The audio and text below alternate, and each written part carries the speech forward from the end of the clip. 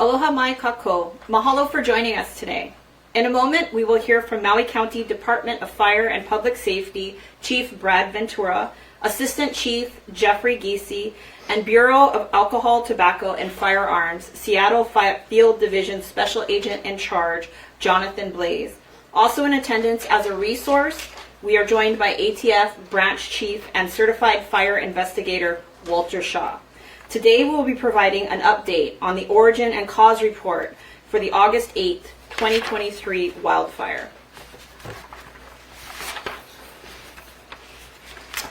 Facilitated questions and answers will follow promptly after remarks conclude.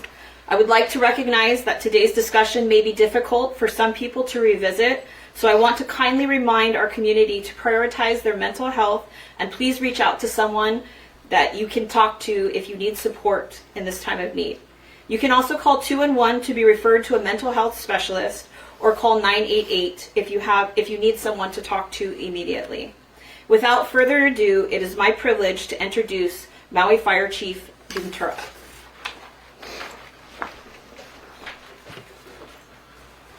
Aloha and good afternoon. Before we proceed, the Maui Fire Department and the County of Maui again want to express our deepest condolences to everyone affected by this tragic event. We are with you and we thank you for your support as we make every effort to move our community forward together. Mahalo for joining us today so that we can introduce the origin and cause report for the Lahaina fire that occurred on August 8th, 2023.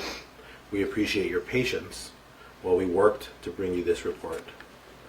Before we get into the details of the report, I'd like to thank our team from ATF for bringing their expertise to the island of Maui following the 4 wildfires on August 8th to assist us with this extensive investigation. ATF has dedicated hundreds of staff hours to the collection and review of evidence to provide us the findings and conclusions to supplement MFD's report. Our teams shared our findings, information, data with the exception of electrical data from HECO, which was confidentially provided to ATF pursuant to a non-disclosure and confidentiality agreement. Because MFD was not provided access to this electrical data, it relies on the ATF for interpretation of those data points. The report released today covers only the origin and cause of the Lahaina fire. The report will be available on the Maui Fire Department County website at 1 p.m. Hawaii Standard Time today. Please note that the MFD report and the ATF report appended to it will be redacted to protect the privacy of individual investigators and witnesses and in accordance with the non-disclosure agreement between ATF and Hawaiian Electric. We'll take this opportunity to note that our respect for our personnel's privacy has been conspicuously absent from other reports recently released about these fires. One of our primary purposes today is to provide some background that will help the layperson understand and interpret the released report. First, we want to describe the collaboration between MFD investigators and ATF. As is typical for a local level department like Maui Fire, our investigative team is appropriately staffed and trained to handle our day-to-day investigative needs. Our team consists of uniformed fire officers, originally trained as emergency responders, who now function primarily as inspectors and plan reviewers. They've also undergone additional training consistent with national standards to conduct fire origin and cause investigations. Given the magnitude and consequence of the fires on August 8th, MFD chose to avail itself to additional resources with ATF's National Response Team to assist with the investigation and report. National level resources like ATF exist precisely for these situations. They provide added expertise and experience to supplement local level departments for major incidents. In short, MFD felt that the Lahaina fire was too important to our community and our department to go it alone. So we are very grateful for the tremendous amount of support that ATF has provided through this entire process. They've worked hand in hand with our own investigators throughout and have lent an authoritativeness to the report that it would not otherwise have possessed.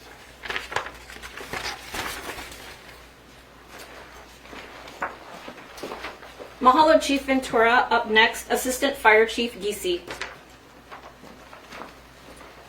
Good afternoon, everybody. We would also like to provide a brief general orientation to the process of fire investigation and the terminology that we use, which we hope will help our community better understand the report. Once we've identified that a given fire calls for investigation, an investigator or investigative team is assigned. The central focus for fire department investigators is to identify the origin and cause for the fire, and then to provide its overall classification. In common terms, we identified as precisely as we can where and how the fire started, and then determined whether its cause was natural, incendiary, accidental, or undetermined. The process for doing so involves 5 general activities. So we collect data. A substantial portion of investigator training concerns how to identify and properly collect pertinent empirical data.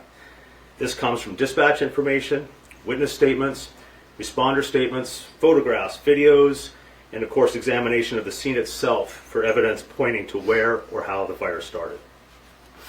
Next, we analyze the data. This involves investigators applying their training and experience to determine the reliability of the data and what it means for the purpose of the investigation. What does the data tell us about where the fire started, what ignition source contacted what fuel, and how the fire traveled thereafter? After data analysis, investigators develop hypotheses to tell the story of where and how the fire started.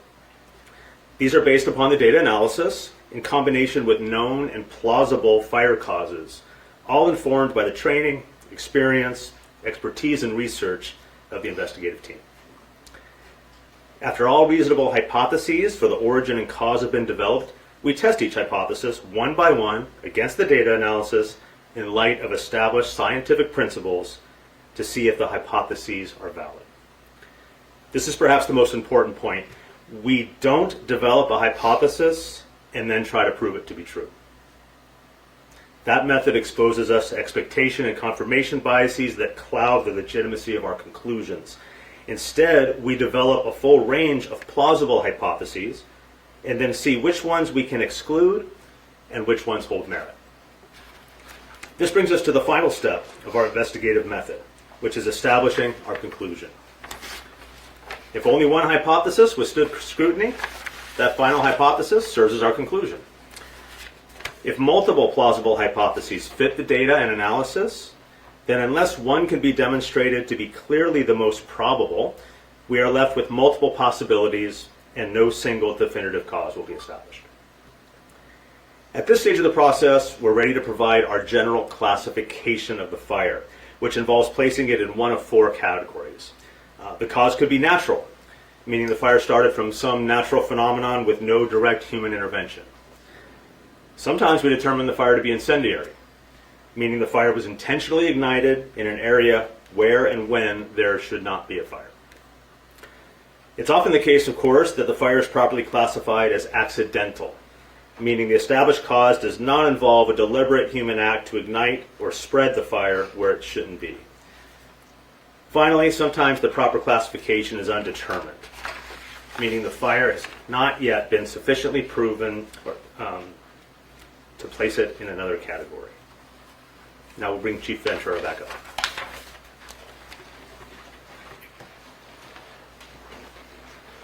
Hopefully this orientation proves helpful when you read the report. We also, of course, will take this opportunity to provide a high-level summary of the report's principal conclusions. They are as follows. The destruction of much of Lahaina on August 8th, 2023 was caused by a single fire that started at 6:34 in the morning.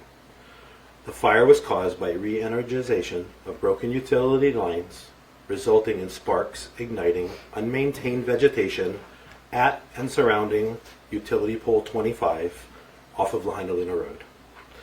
This hypothesis was overwhelmingly supported by the data, and all initially plausible alternatives were considered and excluded. While it was initially plausible that there were in fact 2 fires, one in the morning and one in the afternoon, while investigation left this possibility open, hypotheses were considered, and clear conclusion by investigators of both MFD and ATF were that this in fact was one fire. This one fire proceeded in 2 identifiable phases. The morning phase continued until fire crews left scene at approximately 2:18 in the afternoon. Throughout the nearly 8 hours MFD was on scene during the morning phase, a significant number of resources were deployed to this fire, even as MFD attended to multiple other emergencies, including lines and poles down all over Lahaina town. At that time, all available indications showed that the fire had been fully contained and extinguished. However, at approximately 2:52 in the afternoon, what's known as a Rekindle event took place in the gully adjacent to the existing burn area. A piece of smoldering material hidden in the unmanaged vegetation in the adjacent gully was fueled and reignited by a severe wind event, and the fire resumed with disastrous consequences. Multiple hypotheses for this Rekindle event remain open, with no definitive conclusion reached for exactly how the ignition source found susceptible fuel. Most likely it was a firebrand or smoldering material moved by the wind. This could have happened at any time during the morning phase of the fire, and the brand could have been hidden anywhere in the general area before being transported into the gully. We could not rule out the possibility that smoldering material was displaced by heavy equipment, cutting fire breaks to contain the morning phase of the fire. We also could not exclude the possibility that the smoldering item was a root or a piece of other fuel lying under the surface of the dirt and ash that was eventually uncovered and flared up in severe winds that ignited fuel in the gully. In sum, the origin and cause of the Lahaina fire is clear. The re-energization of broken power lines caused sparks that ignited unmaintained vegetation in the area. Exactly how this fire rekindled in the afternoon is considered undetermined, with multiple plausible hypotheses fitting the known data.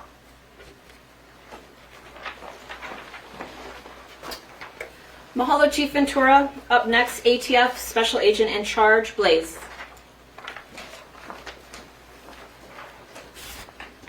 Good afternoon. Thank you, Chief Ventura. My name is Jonathan Blaze. I'm the Special Agent in Charge of ATF's Seattle Field Division, which covers the state of Hawaii. On behalf of ATF, I want to extend our deepest condolences to the families and loved ones affected by last year's horrific tragedy. We know and understand that today's announcement will undoubtedly refresh difficult memories. Like all of you, we are extremely grateful to the firefighters and first responders for the courage they showed in battling these fires and protecting the community. I cannot emphasize enough that the brave men and women who fought the fire did so facing extreme weather conditions and wildfire of historic proportions. We are grateful for their dedication and service. As the Chief just said, today Maui Fire Department will publicly release their origin and cause report. Attached to it will be ATF's summary of findings, which outlines the results of our agency's independent fire investigation. ATF's report was produced at the request of Maui Fire Department, and it's based on ATF's expert analysis of the fire scenes, interviews, and a review of evidence. ATF carries out many missions across the United States, one of the most critical being our expertise in fire investigation. Last year, in the aftermath of the devastating fire, Maui Fire Department requested the assistance of ATF's fire investigators, laboratory personnel, and ATF is a federal agency primarily responsible for administering and enforcing the criminal and regulatory provisions of the federal firearm laws pertaining to destructive devices, also known as bombs, explosives, and arson. For approximately 40 years, ATF has developed scientifically proven investigative capabilities, expertise, and resources that has positioned ATF as the nation's primary source for the explosives and fire investigative knowledge and assistance. At the heart of our fire and arson program is making our expertise, experience, and resources available to any fire department or law enforcement agency in the country that asks for our help. That is why we did this in this situation, at Maui's request.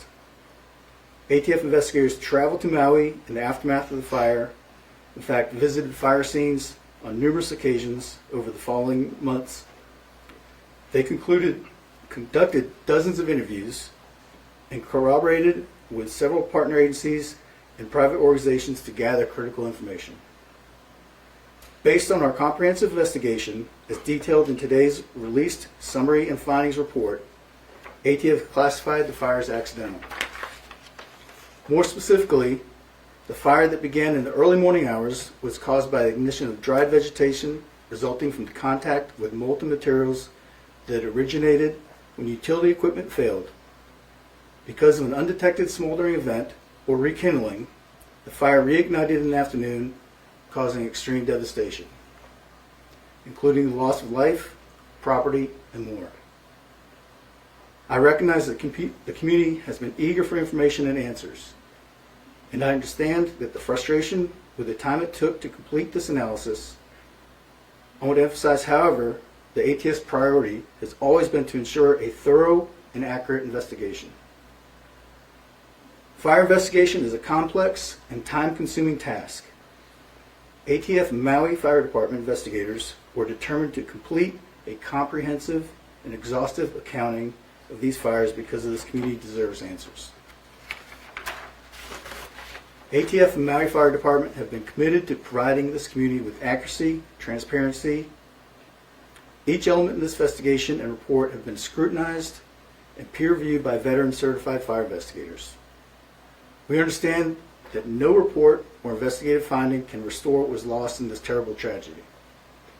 But we hope that the facts presented today provide answers and bring at least some semblance of closure to those most affected. Thank you.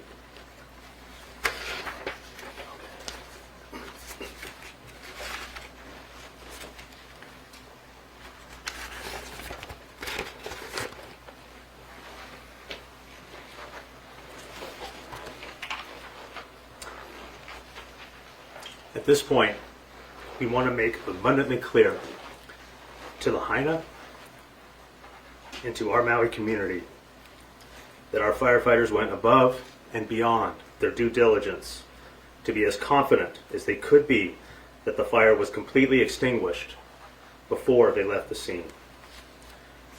They remained on scene for over 5.5 hours after the fire was completely contained, and for several hours after any visible signs of fire were detected. No flames, no smoke, no perceptibly glowing pieces of fuel had been observed for hours before they left.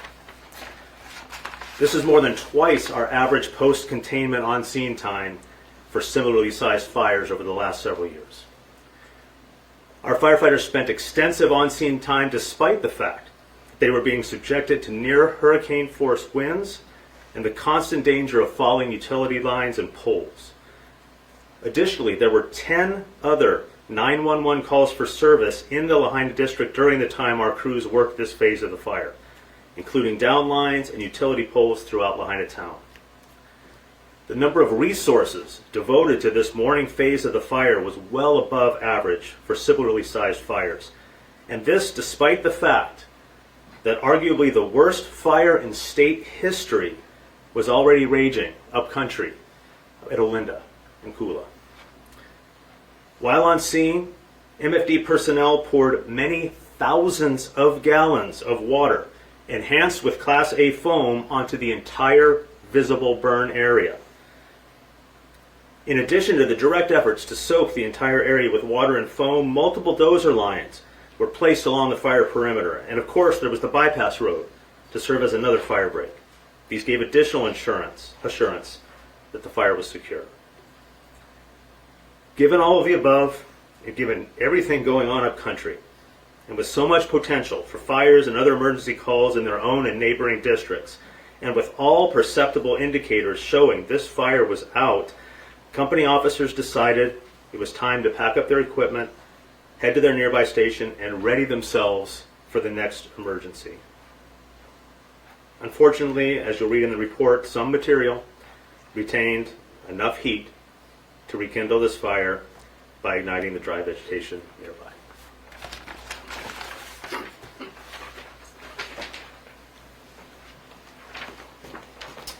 Mahalo, Assistant Chief.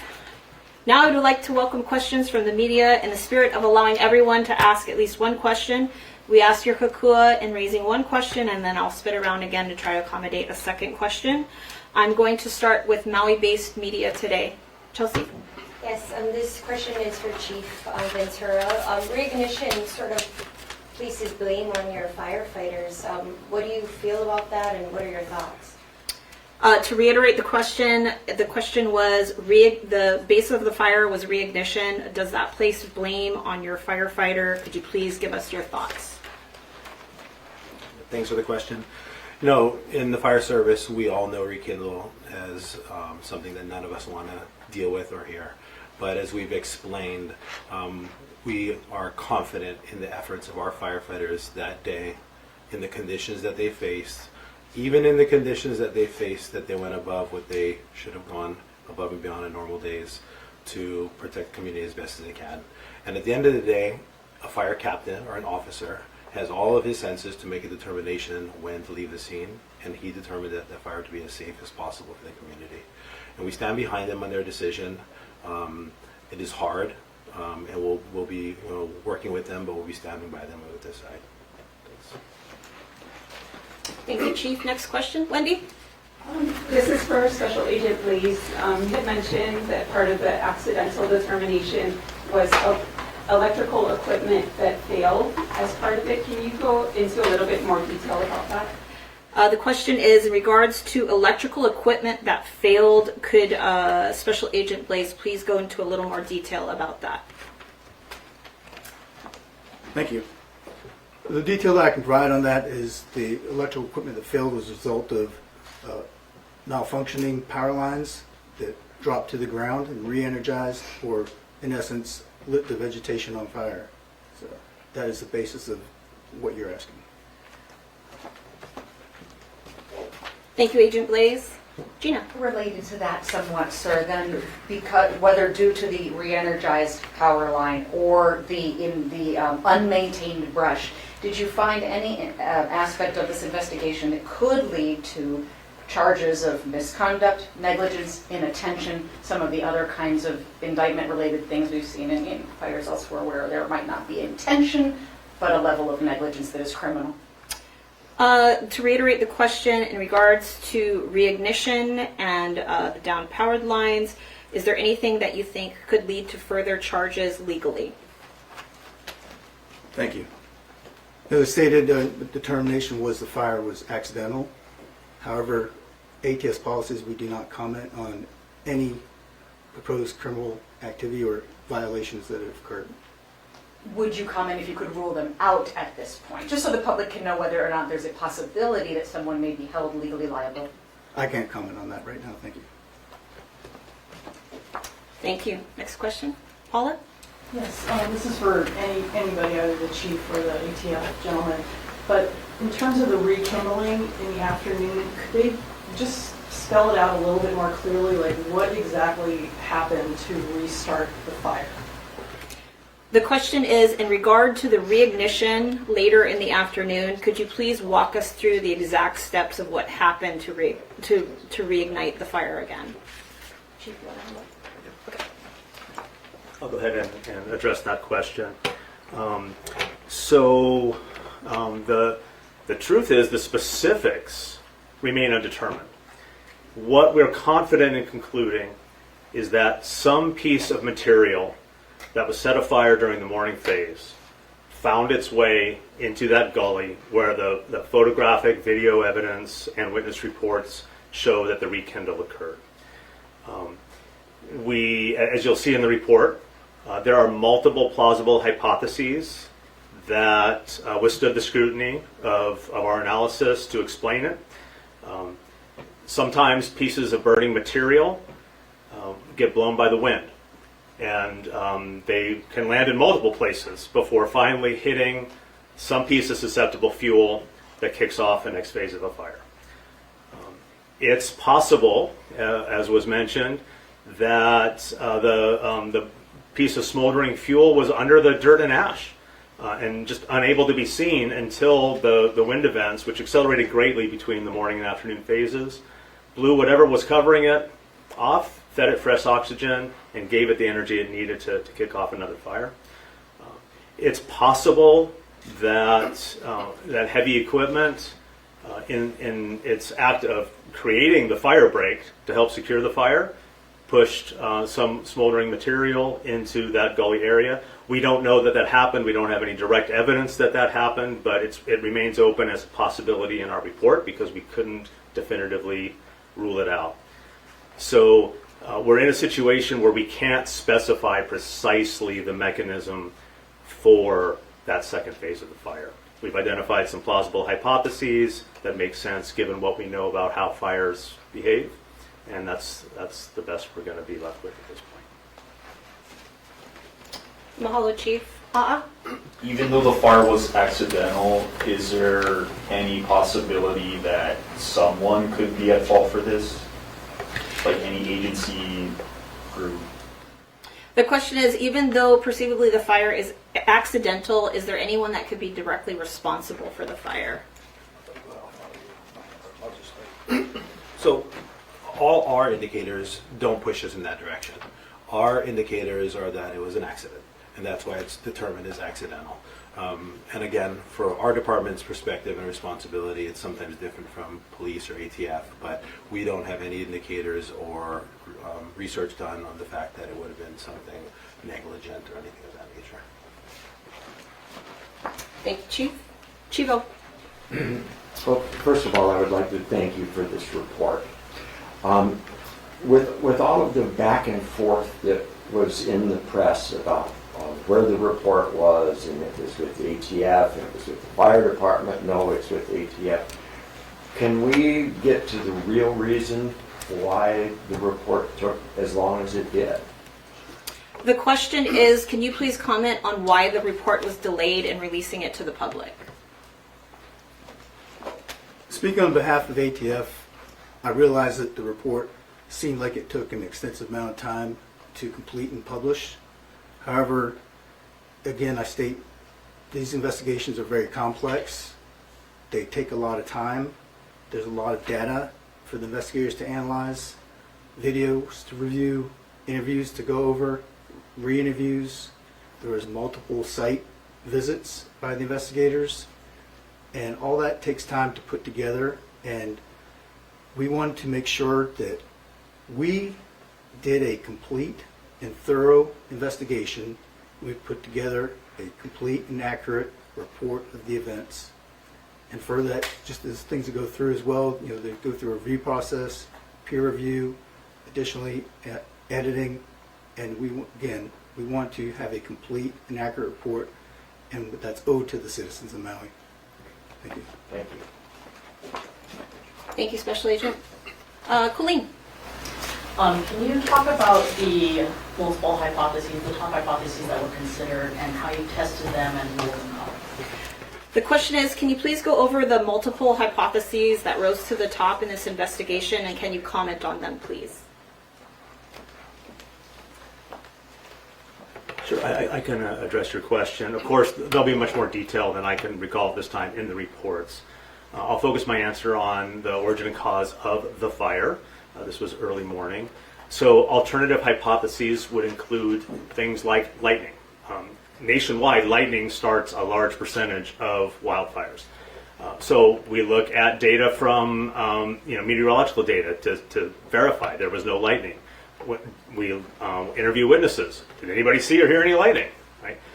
So we were able to rule out lightning because we're quite confident there was none. We can look at smoking materials, for example. We have witness reports that show nobody in the area, for example. We can look for fireworks. Fireworks is a common cause for brush fires. So again, not only were there no reports of people seeing fireworks, no reports of people hearing fireworks, there was also no physical evidence recovered on scene of fireworks that was consistent with those being the cause for the fire. In the greater area, there was residue of fireworks discovered, but through analysis of the data, it was determined conclusively that those pieces of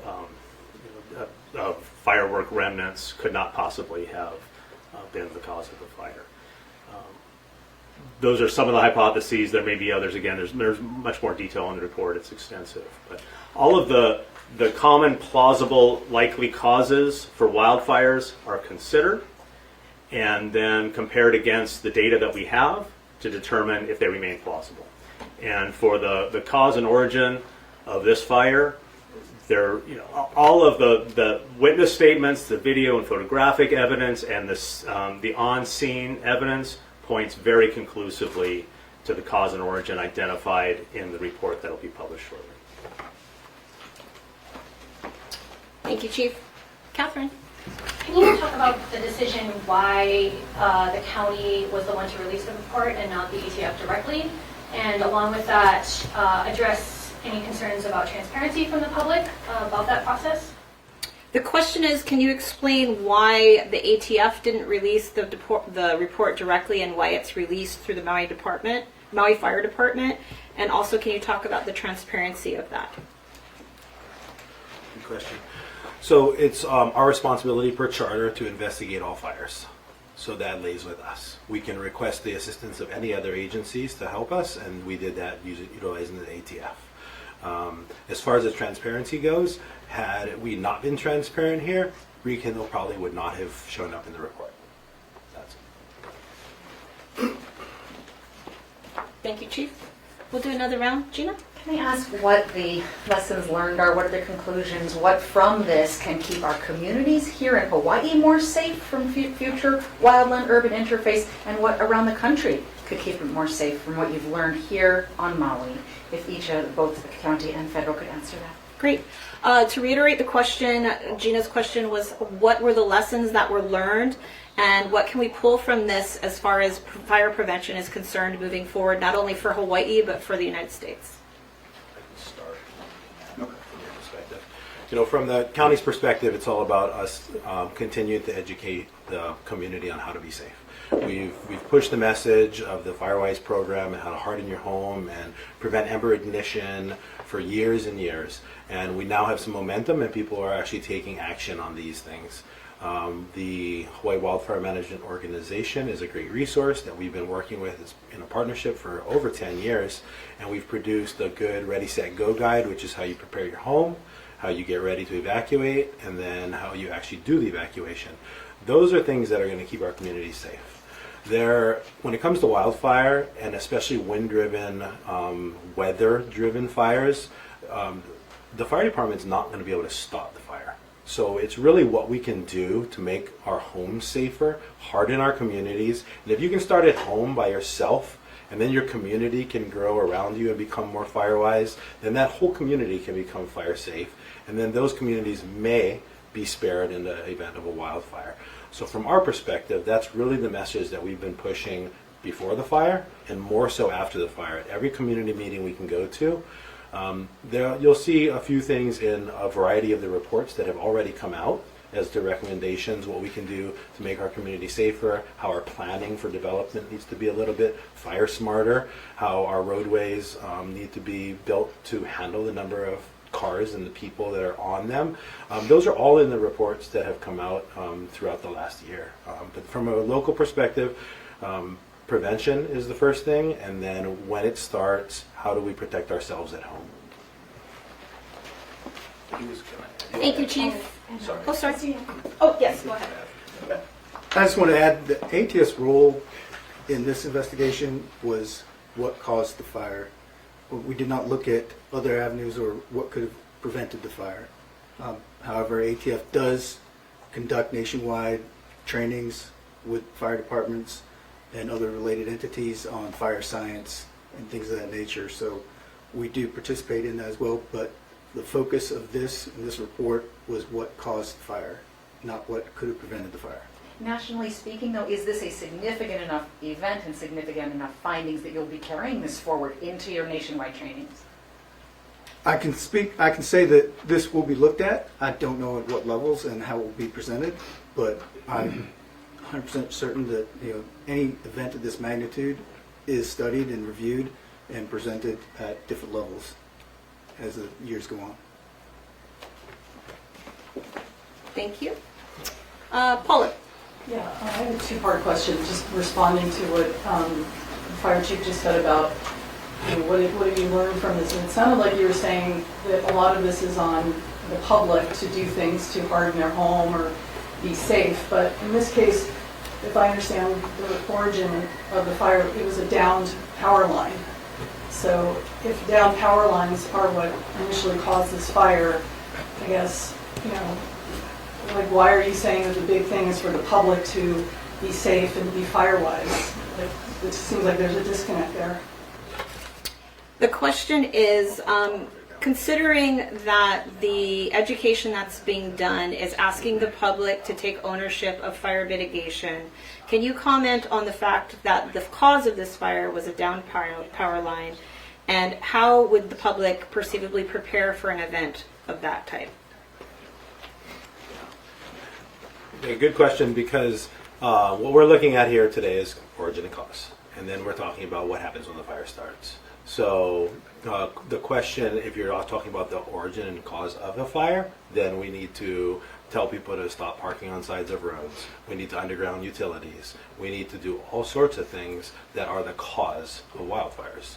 And those are things that have been determined in many reports across the nation as far as what causes wildfires. Camping and having for your campfire, those are big problems in the mainland. We haven't had that in our neck of the woods here, but those are all things that we all know could improve. And we've been a proponent for undergrounding utilities for years, but it's expensive, and then that cost will be passed on to the homeowners. So there's a balance that has to be met. And from a department's perspective, we're always going to focus on what everybody can do to make us fire safer, and not just one person. So we'll work with the whole community and see how everybody can advance fire safety forward. Thank you, Chief. We'll take two more questions. Chivo. On Monday, Governor Green mentioned that the ATF report said that it was pretty much everybody's fault. And I was wondering, does that equate to that it was nobody's fault?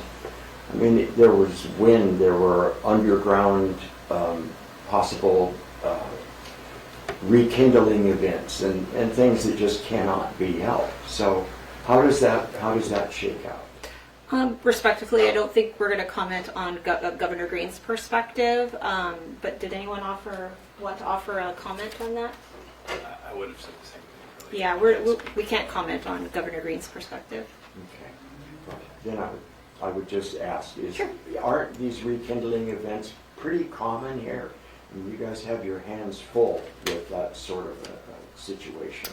The question is, isn't reignition quite common? And that obviously would lead to the fire department having their hands full. Could you comment on that situation? Yeah. So during the peak wildfire season here in Maui is the summer months, and we respond to about 60 wildfires a month. And that's when we kind of peak in July and August. And I would say, based on that, rekindling is not a big issue for us. It is, when it happens, it's something that nobody likes and is frowned upon, but it's not something that happens at all 60 of our fires. It's something that occurs occasionally due to topography, terrain, resources, wind, the relative humidity, all the factors that come into play when a fire is started. So on most of our fires, there's definitely not rekindle issues. Chelsea. Question for ATF. Do you agree with the decision to the firefighters to leave the fire scene? The question is to ATF, do you agree with the Maui Fire Department's decision to leave the scene? Thank you. I believe that Maui Fire Department did everything possible to extinguish the morning phase of that fire. They deployed countless resources, spent an extensive amount of time on scene, and observed the scene after they believed it was extinguished. So yes, I do believe they did everything possible. Thank you. We'll take one last question. Catherine? Chief, you mentioned the non-disclosure agreement with Hawaiian Electric and the redacted information in the report. Can you talk a little bit more about that, what information that was, and is that something that's typical for these types of reports? The question is, can you comment on the redacted information and the purpose of redacting information in the report? Yeah, so the utility equipment that's released is protected. And so it was given to ATF with a non-disclosure agreement so that they could look at every bit of data and information related to the utility. And because that was trusted and agreed upon in an NDA, we were excluded from receiving all of that information. ATF may be able to add something to what is excluded in the redacted version. Further, what was redacted and the reference to the NDA, most of that was proprietary information related to HECO and critical infrastructure information, which would be devastating if it was released publicly and could be used for nefarious purposes. So that's the reason for the NDA and the redaction of that information. Is that pretty typical for this type of report being released? When dealing with something that relates to critical infrastructure and public safety, yes. Okay, I'm going to take one last question. Gina? We've given a lot of attention to electric, which is important, but a big part of your finding is the unmaintained brush.